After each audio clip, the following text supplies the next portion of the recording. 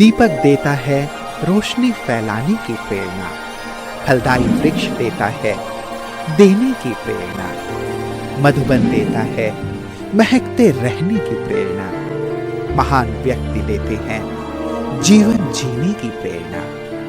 आओ प्रेरणा से दें हम सभी को प्रेरणा।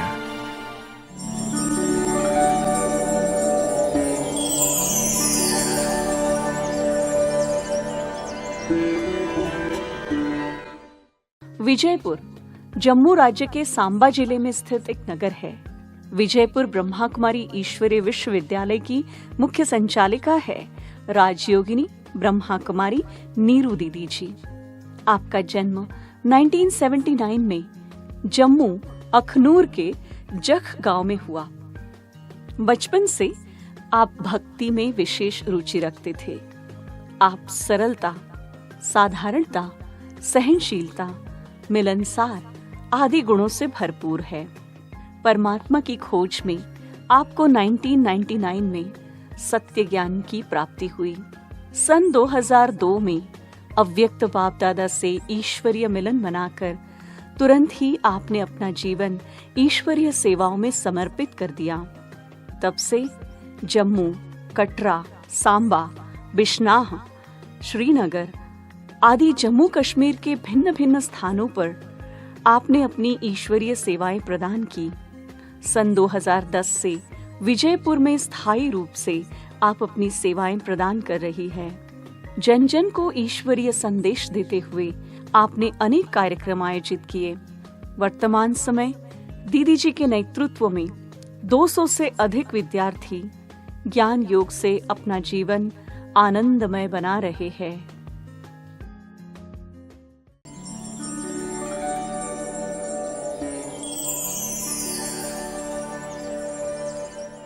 शुरू से ही भक्ति करने में बहुत रुचि थी। व्रत रखना, जैसे प्रभात फेरी जाते हैं सुबह निकालने के लिए, सुबह जाते थे, मेरे भाई जी जाते थे। और जैसे प्रभात फेरी निकालते थे तो ऐसे पहले मैं द्वारका शास्त्री जी थी, उनको मानती थी। तो ऐसे करते करते मना मेरी बुआई, लौकिक बुआई चलते थे ज्ञान में। तो बुआई ज्ञान में चलते वो घर में आते थे तो सभी को बाबा का परिचय देते थे। ऐसे भाई जी जैसे जाते थे सेंटर पर, तो घर में सेंटर पर जाते थे तो घर में आते सभी को बाबा का परिचय देते थे, ज्ञान सुनाते रहते थे। तो हमें भी जैसे सेंटर पर वो लेकर गए तो हमें भी ज्ञान मना, जैसे ज्ञान हमने सुना हमें भी अच्छा सेंटर का प्रभाव मना हमारे पे अच्छा पड़ा। तो एक बार दीदियों के आने का हमारे घर में प्रोग्राम रखा था, तो दीदियाँ नहीं आई तो हमने क्या किया, घर में बाबा को याद करे थे। शाम को 4 से लेकर 8 बजे तक हमारे घर में मेडिटेशन चलता था। तो जैसे भाई जी बाबा के प्रदर्शनी के ऊपर समझाते थे तो ऐसे माना जैसे पहले आत्मा वाला चित्र है, मन बुद्धि संस्कार, कभी मन में बाबा की लाइट जा रही, कभी बुद्धि में, कभी संस्कार में। तो बाबा जी कह रहे बाबा दिखाई दे रहे। मैंने कहा आपको बाबा दिखाई दे रहे लेकिन मुझे बाबा दिखाई नहीं दे रहे हैं। मैंने सुबह का कुछ नहीं खाया हुआ था।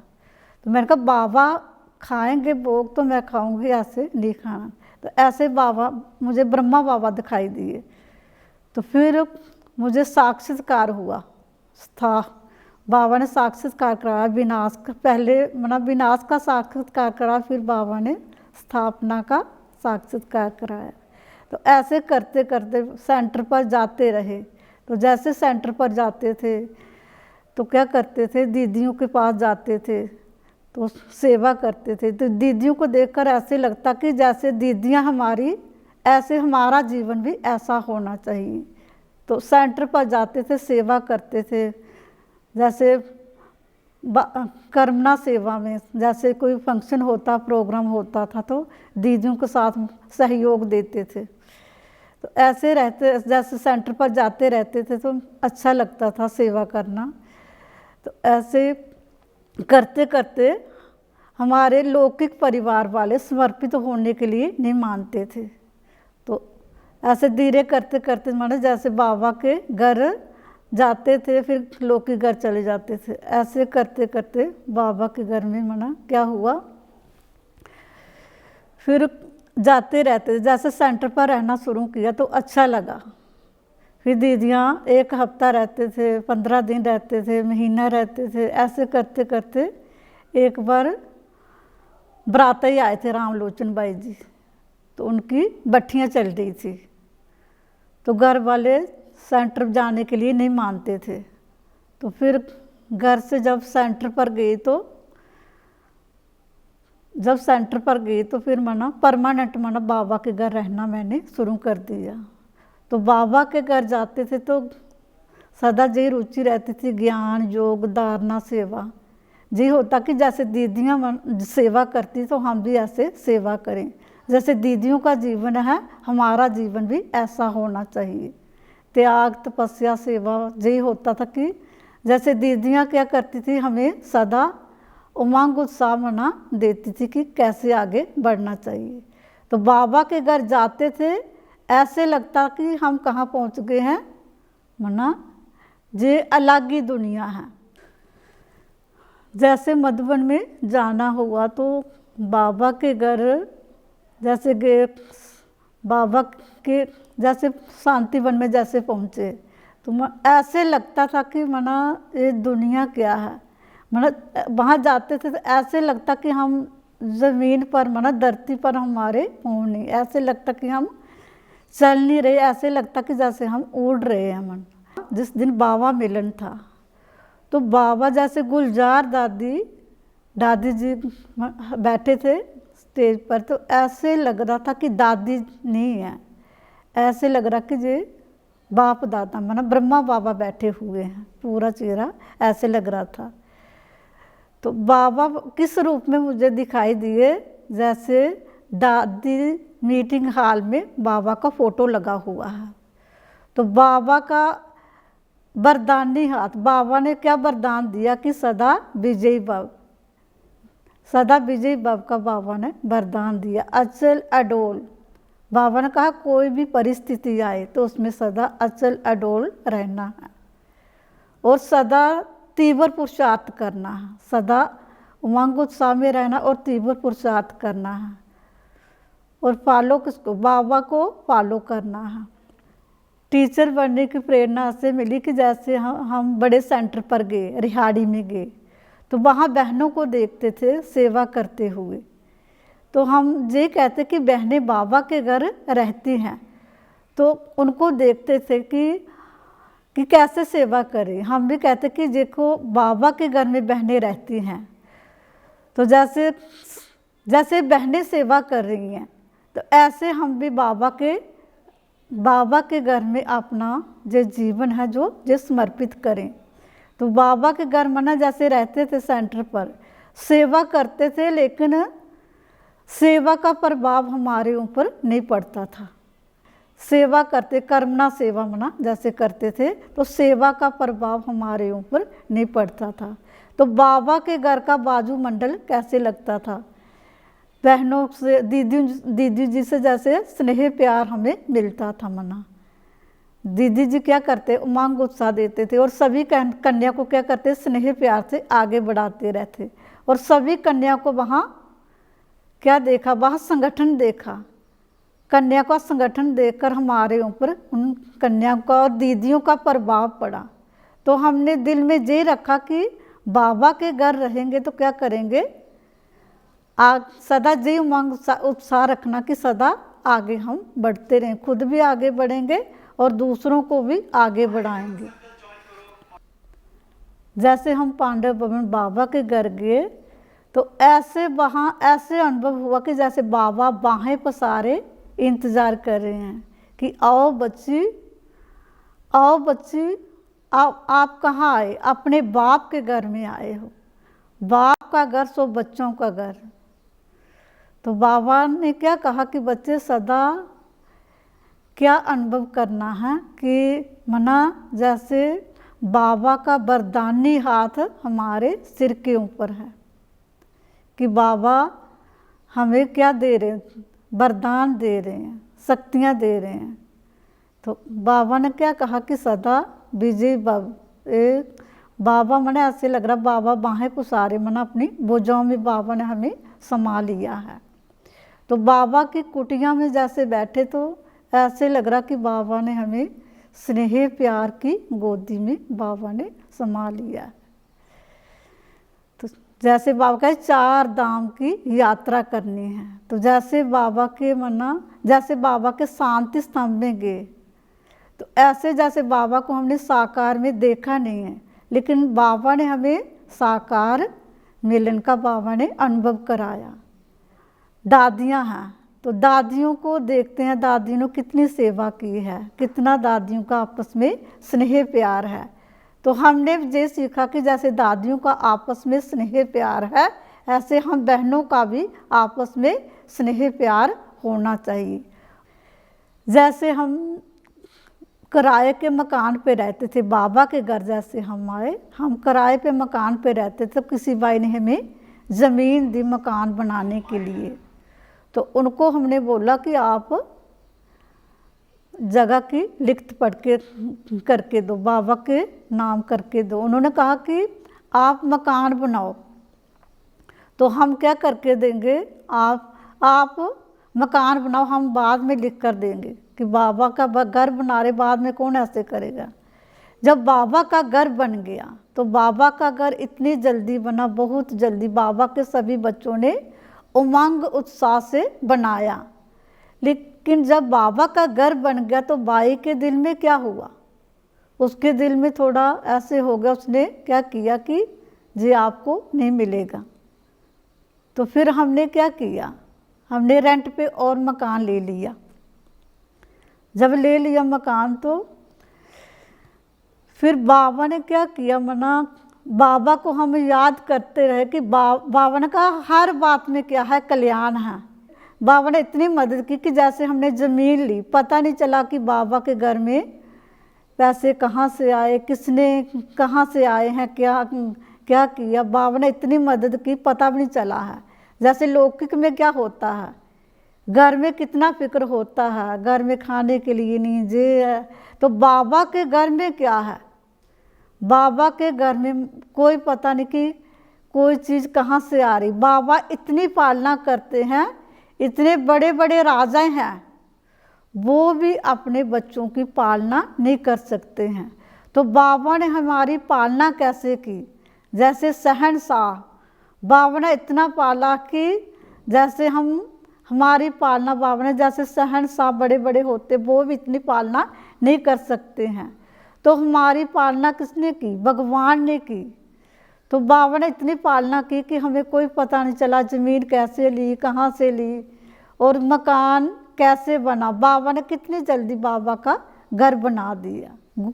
जैसे हम मधुबन में गए तो दादी जी योग करवा रहे थे, गुलजार दादी जी योग करवा रहे थे, भट्ठी थी। तो दादी जी योग करवा रहे थे कि दादी का फेस मुझे दिखा नहीं दिया। तो पीछे क्या लग रहा था कि दादी के पीछे क्या है, कृष्ण बैठे हैं।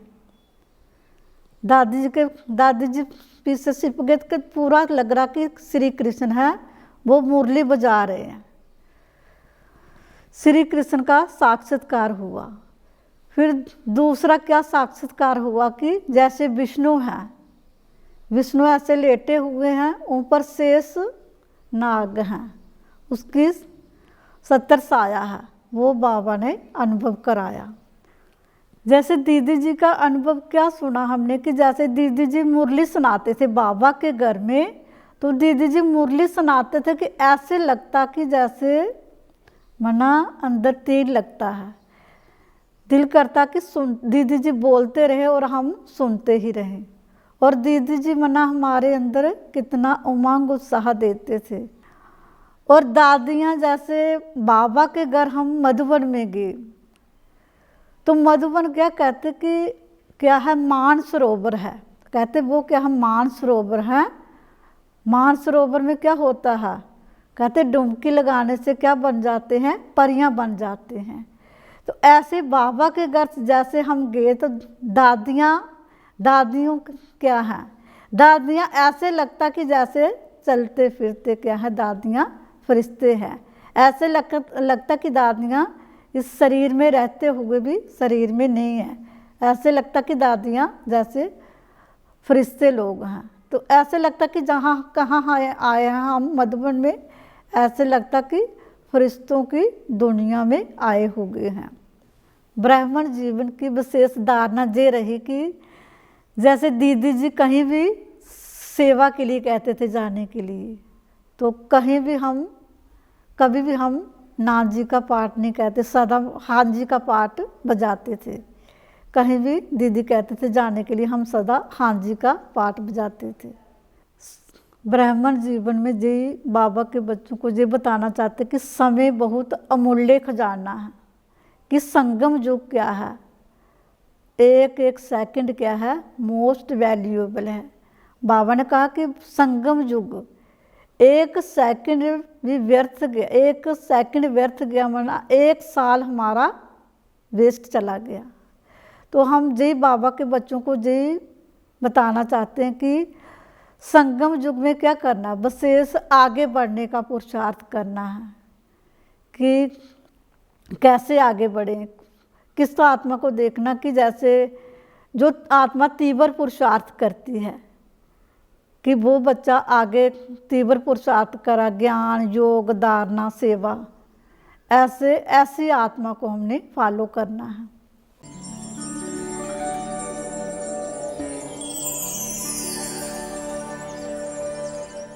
दीदी हमें सबको आप समान बनाना सिखाते हैं और बाप समान बनना सिखाते हैं। किस तरह से बाप समान बनना है और किस तरह से आप समान बनना है। तो दीदी बहुत ही सहज से हमें सेवा के बारे में बताते हैं, किस तरह से सेवाएं करनी हैं। और दीदी के स्वभाव की मैं बात करूं तो दीदी का स्वभाव बहुत ही अच्छा स्वभाव है। अगर कोई बात जो है हमसे अगर कोई गलती भी हो जाती है, वो भी दीदी हमें प्यार से बताते हुए कहते हैं कि इस तरह से नहीं करना। दीदी दिव्य गुणों की मूर्ति है, बहुत मीठे स्वभाव की है, हर एक को स्नेह से मिलती है, प्यार करती है। मुरली की क्लास नित्य सही समय पर हमें सुनात कराती है। दीदी का हर एक आत्मा के साथ बहुत ही मीठा और सरल स्वभाव से बर्ताव करती हैं। हर एक आत्मा को प्यार से देखती हैं और हर एक आत्मा से शुभ भावना से बर्ताव करती हैं। दीदी के साथ वहाँ जाना, क्लास करना, जो करना, बैठना, बात करनी, ज्ञान का चिंतन करना और भी बात बहुत कुछ देखने के बाद दीदी का उमंग, उत्साह, कार्य व्यवहार, कार्यशैली बहुत अच्छी लगी। इस प्रकार से ताकि जिसके साथ भी बात करते थे, सेवा करते थे, वही आदमी साथ जुड़ जाता था। जुड़ते जुड़ते अभी काफ़ी अच्छी आत्माएं जो बाबा के आश्रम में आने वाली हैं। और दीदी को बचपन से जानता हूँ। दीदी हमारी लौकिक बहन भी है और बचपन से यही देखा कि इसमें गंभीरता और सहनशीलता का गुण बहुत अच्छा है और दृढ़ता का बहुत अच्छा गुण है। हमने जो एक बार दिल में ठान लेती है दीदी, उसको करके दिखाती है। हमने दीदी से यही सीखा है कि जो भी हमारे जीवन का लक्ष्य है उसको प्राप्त करके ही छोड़ना है और तब तक आराम से नहीं बैठना है। दीदी इसी सेंटर में काम कराती है, योग कराती है और इसी से हमने जो क्लास की है इसी से हमने सीखा है, कोर्स भी इसी से किया है और 20 साल से हम ज्ञान में चल रहे हैं। बहुत दीदी का अच्छा स्वभाव है और किसी से भेदभाव नहीं करती है और दीदी से हमने बहुत चीज़ें सीखी है। दीदी हमारी बहुत मीठे स्वभाव की है। दीदी तो गुणों की खान है, जैसे गुलदस्ता की तरह, ऐसे खुशबू की तरह बैठती है तो ऐसे लगता है। दीदी किसी के साथ भेदभाव नहीं रखती है, सभी को एक जैसा देखती है। ये जहाँ भी जाती है साथ लेकर जाती है।